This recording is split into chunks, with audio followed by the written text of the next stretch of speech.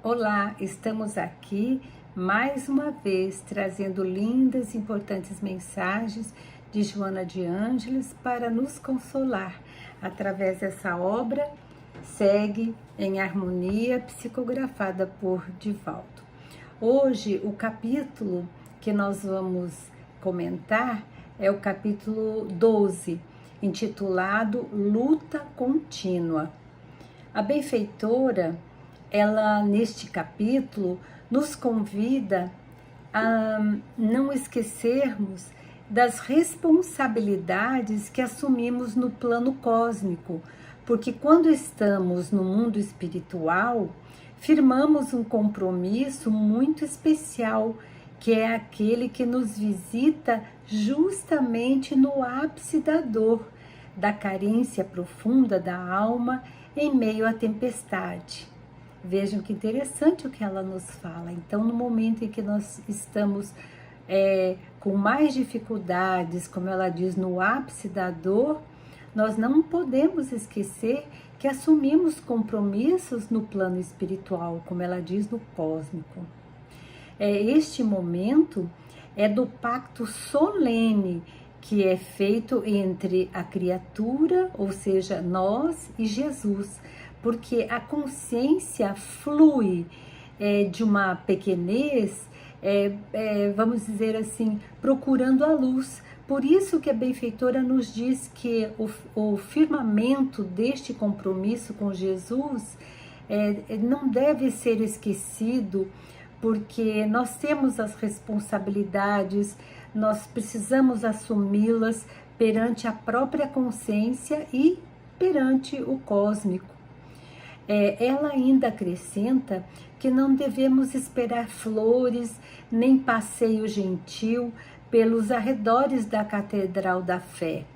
As dores são consideradas liberdade na qual adquirimos asas para maiores voos na direção do mais alto da vida. Então, as dores que enfrentamos, as dificuldades, os desafios, vão nos trazer a liberdade que tanto buscamos, e é através delas que nós vamos alçar voos mais altos, ou seja, vamos evoluir, vamos mudar de planos para planos mais elevados.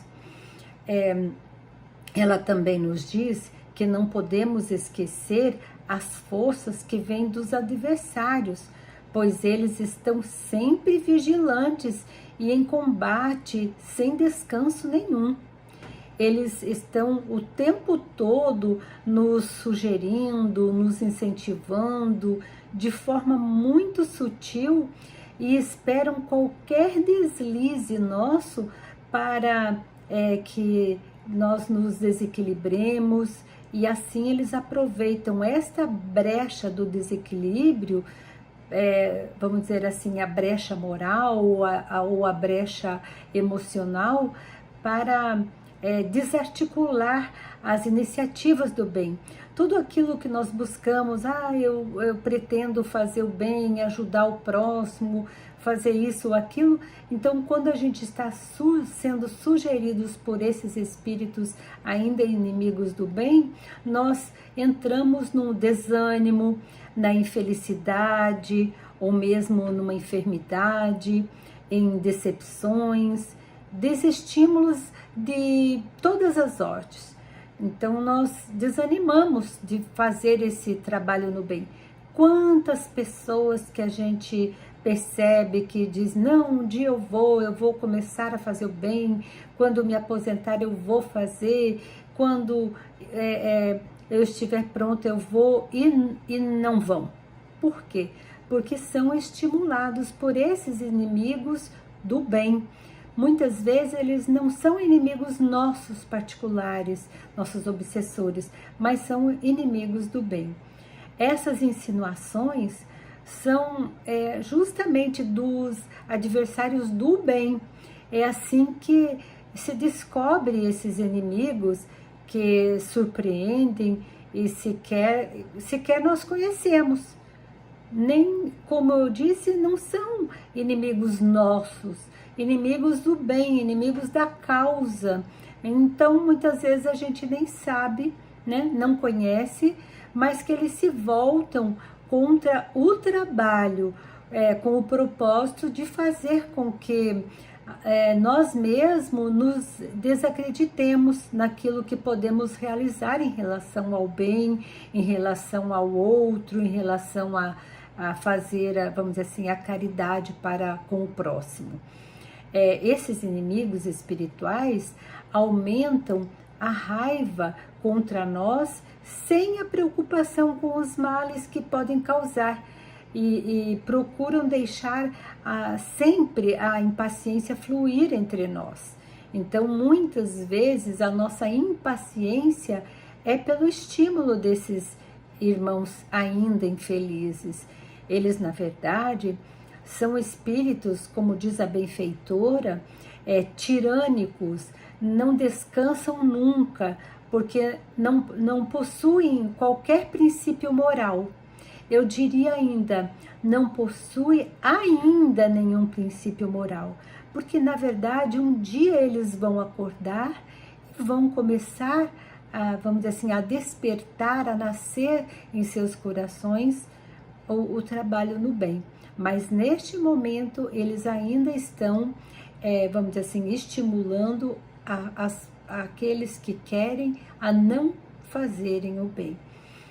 Eles utilizam-se de todos os recursos possíveis para atingir e derrubar aqueles que querem caminhar no bem.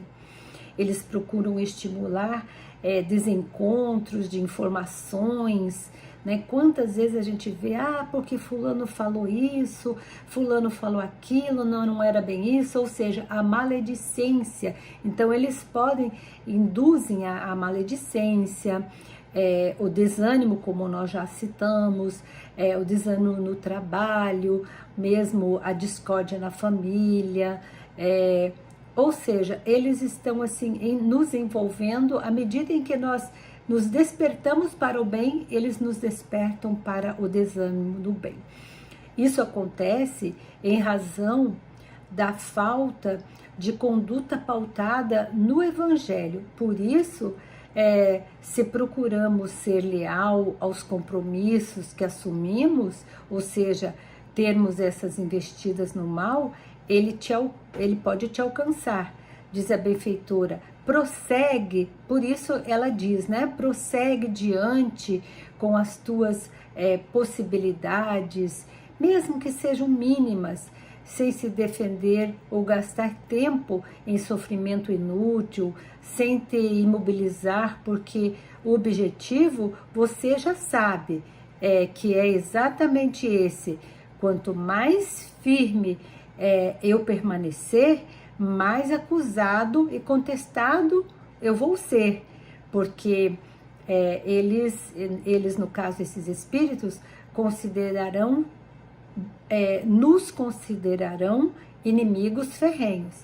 Mas aí está o convite de Joana: haja o que houver, nunca desanimes, nem dê atenção aos impedimentos. Os desafios existem para o crescimento do ser humano, proporcionando realizações dignas.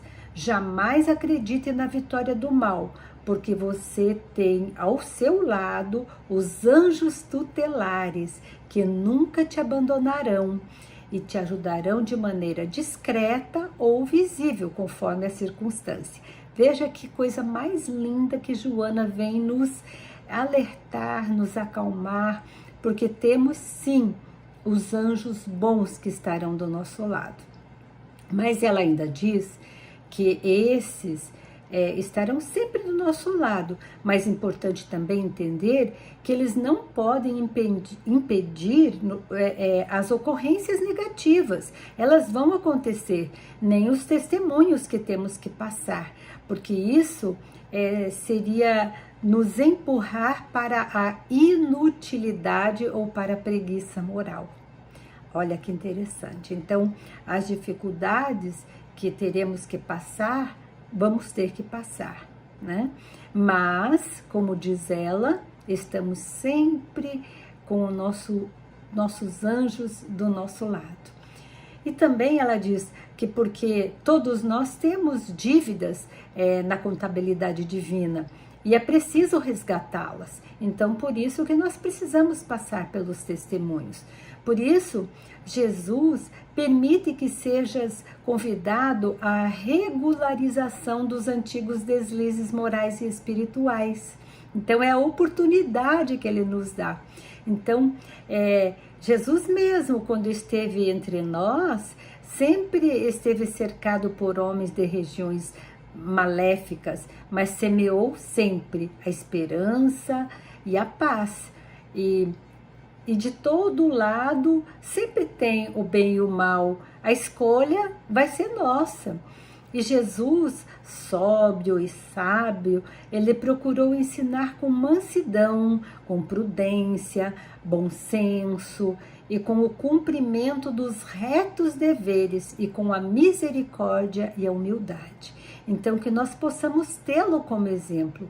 Isso nos mostra que o seu reino não é deste mundo, por tantas coisas boas que ele veio nos trazer e nos mostrar que o verdadeiro mundo é a pátria espiritual. E aí a benfeitora vem nos alertar para que insistamos na campanha do amor, sem estar disponível ao campo da compaixão, ou seja, de termos dó ou de nós mesmos, nem do sofrimento, nem de estarmos nos lamentando do sofrimento, pois esse sentimento não faz parte da escala evolutiva. Nós temos que ter fé, coragem e prosseguir. E ela ainda diz, ora, mas mantenha a mente antenada com aquele a quem amas e que é dono da seara, que é Jesus.